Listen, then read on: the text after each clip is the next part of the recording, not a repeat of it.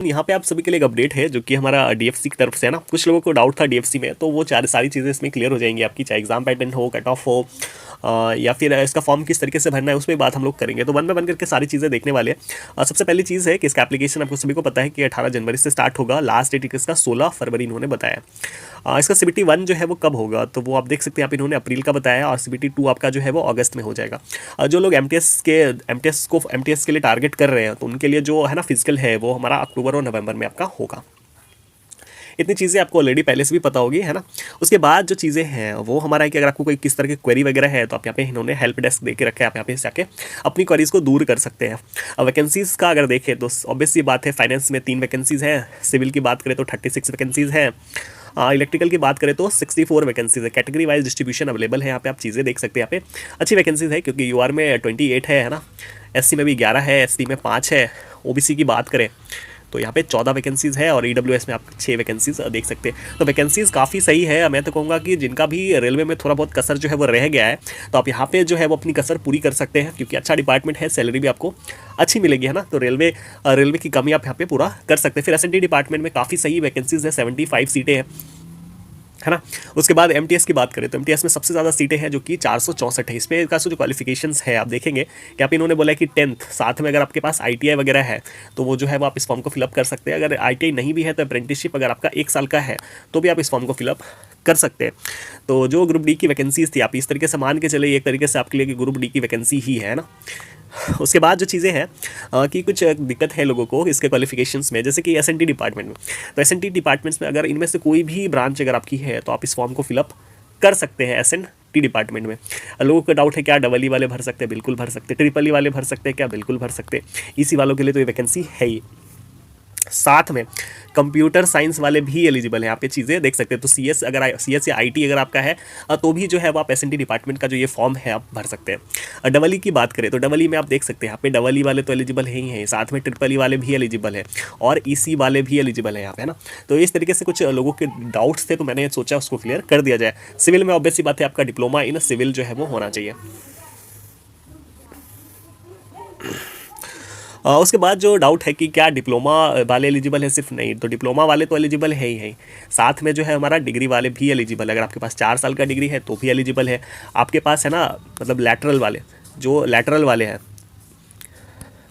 जो lateral entry BTech वाले हैं वो भी जो है वो इस फॉर्म को भरने के लिए एलिजिबल है। अगर आपके पास डिप्लोमा अगर 2 साल का है ना, 2 ईयर अगर आपके पास डिप्लोमा है तो भी आप जो है वो इस फॉर्म को फिलअप कर सकते हैं। तो क्वालिफिकेशन से मुझे नहीं लगता कोई दिक्कत है, सारे के सारे जो है वो एलिजिबल है। डिग्री है, डिप्लोमा है, लैटरल नहीं है तो भी आप जो है वो एलिजिबल है इस फॉर्म को भरने के लिए। एमटीएस के लिए वही क्वालिफिकेशन है कि साथ में जो है वो आईटीआई या 1 साल का अप्रेंटिसशिप अगर आपने करके रखा है तो आप इस फॉर्म को फिलअप कर सकते हैं। एज लिमिट देख सकते हैं आप यहाँ पे कि एमटीएस की एज लिमिट थोड़ी ज़्यादा है, जो कि 18 से 33 साल तक है ना। उसके बाद हमारा एग्जीक्यूटिव की बात करें तो 18 से 30 साल तक, और जूनियर मैनेजर की बात करें तो भी 18 से जो है वो 30 साल इन्होंने बताया है ना। आप इसको देख लेंगे एक बार। एज रिलैक्सेशन का वही है ना कि जो हमारा ओबीसी वाले हैं उनको 3 साल का एज रिलैक्सेशन मिलता है, और जो हमारा एससी एसटी वाले हैं उनको 5 साल का एज रिलैक्सेशन मिलता है। पढ़ सकते हैं आप चीज़ें, वही यहाँ पे इन्होंने लिख के बताया। एक चीज़ और आपको ध्यान में रखना होगा कि जो भी है ना, जिनको भी एज रिलैक्सेशन वगैरह चाहिए, यानी कि जो भी ओबीसी वाले हैं या फिर ईडब्ल्यूएस वाले हैं, तो उनके लिए जो सर्टिफिकेट है वो हमारा 1 अप्रैल के बाद का होना चाहिए ना। तो इस चीज़ का आप जो है वो ध्यान में रखेंगे। यहाँ पे एक चीज़ और देखेंगे, सेम परफॉर्मा है रेलवे वाला, जो कि यहाँ पे इन्होंने बोला है कि आपका जो सर्टिफिकेट होना चाहिए वो रेवेन्यू ऑफिसर से कम के लेवल का नहीं होना चाहिए ना। तो ये भी आप जो है वो ध्यान में रखेंगे। उसके बाद जो चीज़ें हैं वो हमारा है ना, इसके सिलेक्शन प्रोसेस के बारे में। तो इसका सिलेक्शन प्रोसेस आप जो है यहाँ पे देख सकते हैं कि जो एग्जीक्यूटिव सिविल हो, इलेक्ट्रिकल हो या एसएनटी डिपार्टमेंट हो, तो यहाँ आपका CBT 1 होगा, CBT 2 होगा, और आपका फिजिकल जो है वो नहीं होगा। फिजिकल सिर्फ और सिर्फ किस में होगा, तो वो एमटीएस में होगा ना। तो वही चीज़ें यहाँ पे इन्होंने बताया। उसके बाद डीवी होगा और मेडिकल होगा। अब exam scheme of examination, exam syllabus क्या होगा, क्या पैटर्न होने वाला है, तो इस पर हम लोग जो है वो लास्ट में जो है वो बात करेंगे अच्छे से, है ना, इसके बारे में। उसके बाद एक चीज़ आप ध्यान में बस ये रखेंगे कि क्वालिफाइंग मार्क्स इन्होंने बताया कि जनरल के लिए 40%, ओबीसी के लिए इन्होंने 30% और एससी एसटी के लिए इन्होंने 25% का जो है वो क्वालिफाइंग मार्क्स बताया। अगर मान के चले 120 मार्क का होता है ना, तो 40% आप निकाल सकते हैं। तो 40% मार्क्स जो है वो आपको लाना होगा। तो 48 मार्क्स से कम अगर आप लाएंगे तो आपका रिजल्ट नहीं होगा ना। तो अगर आपको रिजल्ट बनाना है तो 48 मार्क्स से ऊपर ही आपको लाना होगा। हम लोग बात करेंगे इसके एग्जाम पैटर्न के बारे में अच्छे से ना। ऑब्जेक्शन अगर आपको करना है आंसर के लिए तो 100 रुपये अभी इन्होंने बता दिया है। तो ये एमटीएस के लिए इन्होंने बताया क्वालिफिकेशन, तो इसमें भी हम लोग बात करेंगे। एमटीएस में भी है ना, बात करेंगे हम लोग इस पर डिटेल में। उसके बाद जो है वो इंस्ट्रक्शंस इन्होंने डीवी के लिए बताया कि know stand by panel list will be maintained. तो डीवी के लिए चीज़ें इन्होंने बताई। डीवी में वही चीज़ें हैं यार, आपके पास जो भी आपका सर्टिफिकेट है, चाहे वो 10th हो, उसके बाद डिप्लोमा हो, या फिर बीटेक आपके पास है, या आप आईटीएस पे फॉर्म भर रहे हैं, तो जो भी भर रहे हैं ना उसको जो है वो अच्छे से आप लगाना है और उसको ध्यान में रखना है अच्छे से ना। उसके बाद एग्जामिनेशन सिटीज़ हैं, ऑल इंडिया को कवर करते हैं ये लोग है ना। एग्जामिनेशन सिटी में CBT 1 के लिए है ना, CBT 1 के लिए। और CBT 2 में जो है वो ज़्यादा सिटीज़ जो है वो प्रेफर नहीं करते हैं ना। तो आप यहाँ पे देख सकते हैं CBT 2 में जो है वो आपको दिल्ली मिलेगा, दिल्ली NCR मिलेगा, कोलकाता मिलेगा, मुंबई और चेन्नई। तो 4 सिटीज़ जो है वो आपको CBT 2 के लिए लॉट होंगे। तो इन्हीं 4 सिटीज़ में जो है वो CBT 2 आपका होगा। एप्लीकेशन फ़ी की बात करें तो वो आप देख सकते हैं यहाँ पे है ना। जनरल OBC के लिए इन्होंने बताया कि 1000 रुपये, और बाकी MTS के लिए इन्होंने बताया 500 रुपये है ना। तो चीज़ें जो है वो आप देख सकते हैं। देखते कुछ और इम्पोर्टेंट है क्या, तो इसमें इन्होंने इंस्ट्रक्शंस देके बताया कि कैसे किस तरीके से फॉर्म भरना है, क्या क्या चीज़ें लगेंगी, वो सारी की सारी चीज़ें यहाँ पे इन्होंने दिया हुआ है। आप इसको पढ़ सकते हैं एक बार है ना। उसके बाद ये परफॉर्मा है, अगर आप जो है वो SC/ST से बिलोंग करते हैं तो ये इस परफॉर्मा को आपको डीवी के टाइम इसकी ज़रूरत पड़ने वाली है आपको। ये OBC के लिए है ना।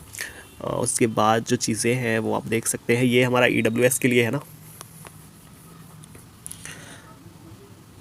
अगर आप डिफेंस में सर्विस कर रहे हैं तो उनके लिए यहाँ पे इन्होंने चीज़ें बताई है ना। उसके बाद जो चीज़ें हैं हम लोग देखने वाले हैं, वो इंपॉर्टेंट चीज़ है कि अगर आप है ना, आप इसकी पोस्टिंग कहाँ पे होगी तो उस पर थोड़ी बात कर ली जाए। आप यहाँ पे चीज़ें देख सकते हैं, आप इन्होंने डिटेल में बताया है कि इनके ऑफिसेस कहाँ है या स्टेशन कहाँ कहाँ पे है, तो उसके बारे में इन्होंने बताया। आप देख सकते हैं टोटल जो है इनके 14 हेडक्वार्टर्स हैं, चाहे वो ईस्ट है ना, आप यहाँ पे पढ़ सकते हैं ईस्टर्न डेडिकेटेड फ्लाइट कॉरिडोर है ना, EDFC हो गया है ना। तो यहाँ पे चीज़ें आप देख सकते हैं, एक हमारा DDU में है, प्रयागराज ईस्ट और वेस्ट है, फिर टुंडला है, मेरठ है, अम्बाला, कोलकाता, नोएडा, जयपुर, अजमेर, अहमदाबाद, बड़ोदरा, मुंबई नॉर्थ और मुंबई साउथ। तो यहाँ इन्हीं जो भी रीजन्स में आपकी जो है वो पोस्टिंग होगी, आप चीज़ें पढ़ सकते हैं यहाँ पे है ना। सारी की सारी डिटेल्स यहाँ पे इन्होंने प्रोवाइड करके रखा है ना, आप चीज़ें यहाँ पे देख सकते हैं ना।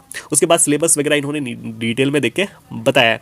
तो अब हम लोग बात करते हैं फॉर्म भरने के लिए आपको क्या करना होगा, इसकी वेबसाइट पे जाना होगा, वहाँ पे आपको इसका लिंक मिल जाएगा, या फिर आप मेरे टेलीग्राम से भी जाके आप अपना लिंक ले सकते हैं। उस पर क्लिक करेंगे तो आपको सबसे पहले क्या करना होगा, रजिस्ट्रेशन करना होगा। रजिस्ट्रेशन के लिए क्या प्रोसेस है कि आपको है ना यहाँ पे सेलेक्ट करना होगा, आप जिस भी पोस्ट के लिए अप्लाई करना चाहते हैं उस पोस्ट पर आपको सेलेक्ट करेंगे, आपको यहाँ पे उसका पोस्ट कोड दिखा देगा। फिर आपको क्या करना होगा कि अपना मोबाइल नंबर डालना होगा, email ID डालना होगा ना।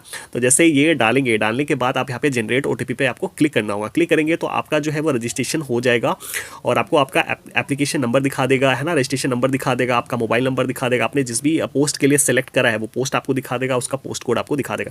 तो इस तरीके से आपका रजिस्ट्रेशन हो जाएगा। रजिस्ट्रेशन में कुछ है नहीं, सिंपल सा है ना, मोबाइल नंबर, अपना email ID डालना है, और आप जिस भी पोस्ट के लिए अप्लाई करेंगे वो डालेंगे, और साथ में आप जो है वो जनरेट OTP क्लिक करेंगे, आपका हो जाएगा। उसके बाद आपको जो सेकेंड प्रोसेस है इसका है ना, सेकेंड प्रोसेस है आपको एप्लीकेशन फिल करने के लिए। तो 4 स्टेप है यहाँ पे है ना। एक तो एलिजिबिलिटी क्राइटेरिया है, कम्युनिकेशन डिटेल है, क्वालिफिकेशन एक्सपीरियंस है, डॉक्यूमेंट एंड पेमेंट है ना। तो 4 स्टेप से आपको गुजरना होगा। सबसे पहला स्टेप है क्वालिफिकेशन, सॉरी एलिजिबिलिटी क्राइटेरिया है। तो यहाँ पे आपने जो भी पोस्ट सेलेक्ट करा होगा वो दिखाएगा, यहाँ पे आपको पोस्ट कोड उसका दिखाएगा, डेट ऑफ बर्थ आपको भरना है, आपको अपना जेंडर भरना है, मेल फीमेल डालना है, आपका जो भी कैटेगरी है वो कैटेगरी आप डालेंगे, UR OBC SC जो भी है वो डालेंगे है ना। और उसके बाद आपको क्या करना होगा, अपने फादर का नाम डालना है। उसके बाद रिलीजन आपका जो भी है, हिंदू मुस्लिम है आप, उसके बाद आइडेंटिफिकेशन मार्क कुछ ऐसा होगा, चिन्ह जो जिससे आपको आइडेंटिफाई करने में आसानी हो, वो डालना है। मैरिटल स्टेटस डालना है ना, मैरिटल स्टेटस आप सिंगल है या फिर आप मैरिड है वो डालना है, email ID आपको शो करेगा। उसके बाद जो चीज़ें हैं कि आपको जो है वो क्या करना होगा, CBT के लिए आपको है ना सिटीज़ चूज़ करना होगा। तो आप यहाँ पे चीज़ें देख सकते हैं, आपको 3 जो है वो है ना प्रेफरेंसेज ले रहे हैं ना, प्रेफरेंस सिटी जो है वो 3 ले रहे हैं। तो 3 में से आप जो सेलेक्ट करेंगे, आप जिस भी स्टेट में एग्जाम देना चाहते हैं वहाँ पे लिस्ट ऑफ स्टेट यहाँ पे देना हुआ है, आप उस स्टेट में सेलेक्ट करेंगे, वहाँ पे जो भी सेंटर्स होंगे आप उस सेंटर को चूज़ कर सकते हैं ना।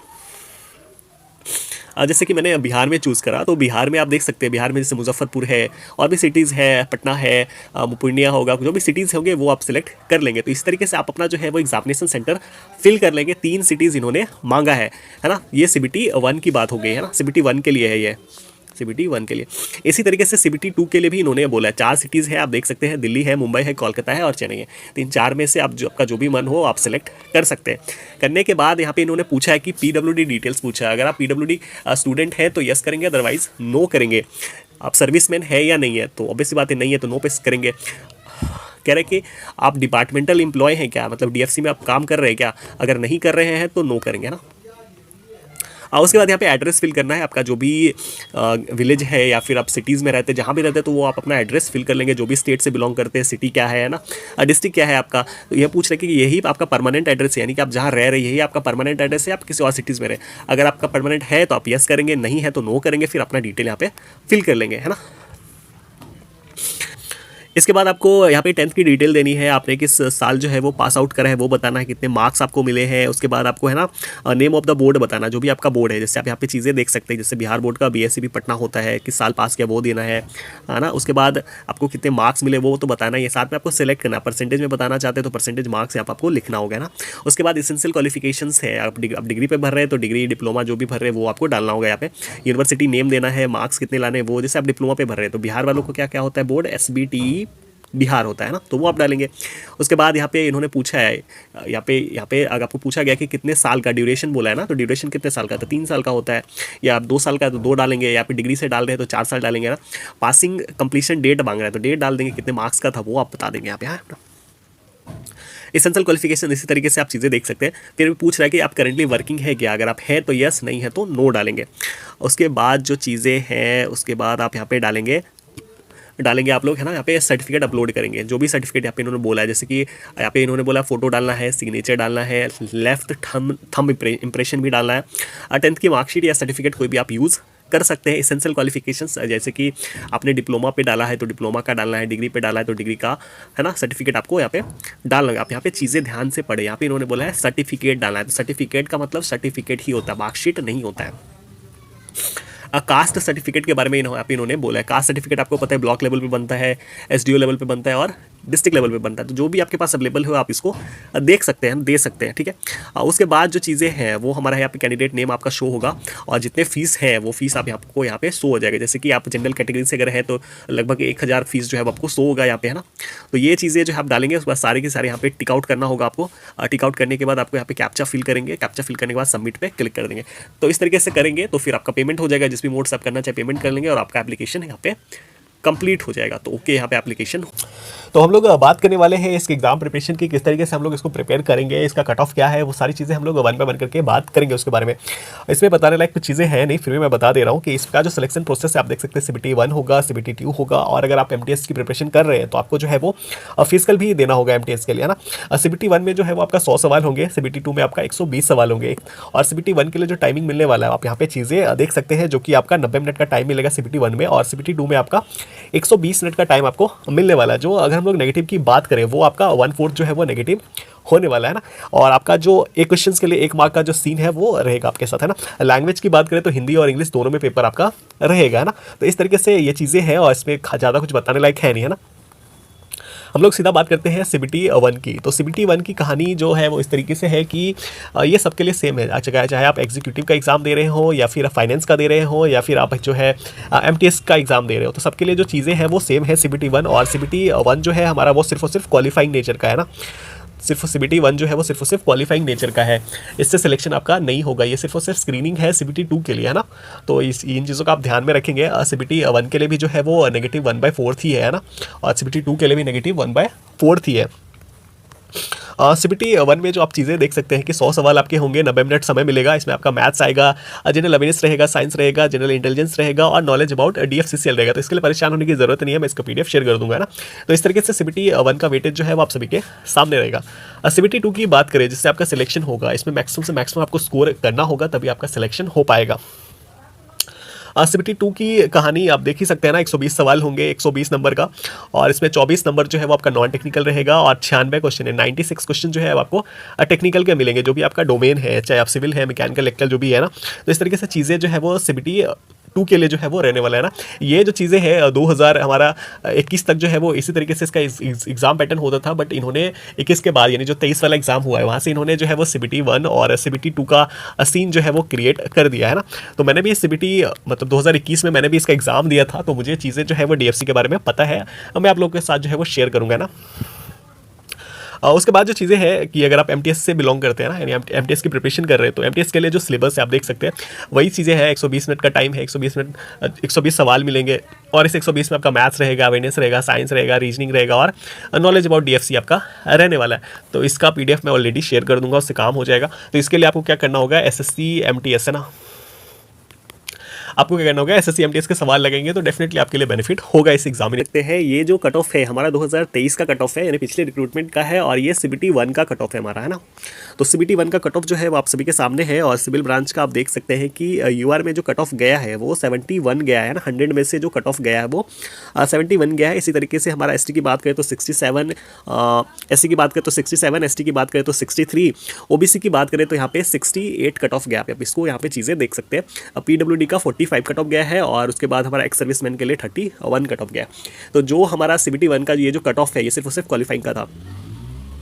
इसी तरीके से आप इलेक्ट्रिकल का देख सकते हैं। इलेक्ट्रिकल का जो कट ऑफ है ना, वो 72 गया है यूआर का। एससी की बात करें तो 66 गया है, एसटी का 59 गया है, ओबीसी का यहाँ पे 69 कट ऑफ गया है ना। तो ये ओबीसी का कट ऑफ है हमारा। ईडब्ल्यूएस का भी जो है वो 66 कट ऑफ जो है वो गया है। तो ये इलेक्ट्रिकल और सिविल का कट ऑफ था सीबीटी 1 का, जो कि मैंने आपको दिखा दिया। इसके बाद हम लोग बात करने वाले हैं, ये जो कट ऑफ है ये सीबीटी 2 का कट ऑफ है ना, जिससे आपका सिलेक्शन होगा। तो ये कितने में से है, तो ये 120 नंबर में से है। तो 120 में से आप देख सकते हैं सिविल का जो कट ऑफ गया है वो 103 गया है जनरल के लिए, एससी के लिए 103 ही गया है, एसटी के लिए 99.25 गया है, ओबीसी की बात करें तो 103.75 गया है, ईडब्ल्यूएस का भी सेम ही है। उसके बाद पीडब्ल्यूडी का 88.50, एक्स सर्विसमैन का 41 कट ऑफ गया। तो इस तरीके से हमारा सीबीटी 2 का ये जो कट ऑफ है ये सिविल का कट ऑफ है। उसके बाद हम लोग इलेक्ट्रिकल का कट ऑफ देखते हैं। तो इलेक्ट्रिकल का कट ऑफ जो है वो आप देख सकते हैं यूआर के लिए, जो कि 98.25 गया है। एससी का देखेंगे तो 92.75 है, एसटी का देखेंगे तो 85 है, ओबीसी का देखेंगे तो आपका लगभग 98.75 है, ईडब्ल्यूएस का 97.50 है, पीडब्ल्यूडी का 83 है, और एक्स सर्विसमैन का 75 जो है वो कट ऑफ गया है इलेक्ट्रिकल में। तो इस तरीके से आपने कट ऑफ देखा, सीबीटी 1 का कट ऑफ देखा, सीबीटी 2 का कट ऑफ आपने देखा है ना। अब थोड़ी बात करते हैं कि सीबीटी 1 को किस तरीके से टारगेट कर सकते हैं हम लोग। तो अगर आपको सीबीटी 1 को टारगेट करना है तो दो चीज़ें इसमें से करनी होंगी। एक तो इसका पीवाईक्यू देख लो, है ना, इसके जो भी पीवाईक्यूज़ है आप उसका एनालिसिस कर लो, क्या क्या चीज़ें इंपॉर्टेंट है उसको टारगेट करो। और दूसरी चीज़ ये कि आप जो है वो अभी रिसेंट के जो आरआरबी के एग्ज़ाम हुए हैं, सीबीटी 1 के जो एग्ज़ाम हुए हैं ना, उसके क्वेश्चंस जो है वो लगा जाओ, है ना। एक दो बार आप प्रैक्टिस करेंगे तो चीज़ें आपके लिए बेटर हो जाएंगी, है ना। तो ये दो चीज़ें मेरे हिसाब से करने की ज़रूरत है। इसके बाद जो चीज़ें हैं, जो चीज़ें आपको लग रही है थोड़ी कमी है, तो उस पर जो है वो ध्यान देने की ज़रूरत है। तो सीबीटी 1 बहुत ज़रूरी है, चाहे आप आरआरबी की प्रिपरेशन कर रहे हैं या डीएफसी की प्रिपरेशन कर रहे हैं, तो सीबीटी को अच्छे से टारगेट करने की ज़रूरत है ना। फिर सीबीटी 2 की अगर हम लोग बात करेंगे तो सीबीटी 2 को अगर आपको टारगेट करना है तो सीबीटी 2 में दो चीज़ें बहुत ज़रूरी है। एक तो हमारा मशीन बहुत ज़रूरी है ना, मशीन बहुत ज़रूरी है। ऐसा ट्रेंड देखा गया है कि मशीन से काफ़ी सारे सवाल जो है वो देखने को मिलते हैं। मोस्टली जो है वो डीसी वाला पोर्शन, इससे सवाल बहुत ज़्यादा देखने को मिलते हैं। सेकंड जो चीज़ है वो हमारा है पावर सिस्टम। ये दो चीज़ें, यानी कहने का मतलब ये हो गया कि जो कोर के जो पेपर है ना, जो कोर सब्जेक्ट्स है, उन पर ज़्यादा ध्यान देने की ज़रूरत है। आप पीवाईक्यू देखेंगे तो आपको चीज़ें जो है वो समझ में आ जाएंगी। तो ये एक छोटी सी एनालिसिस थी मेरी तरफ से, जो चीज़ें मेरे को लगी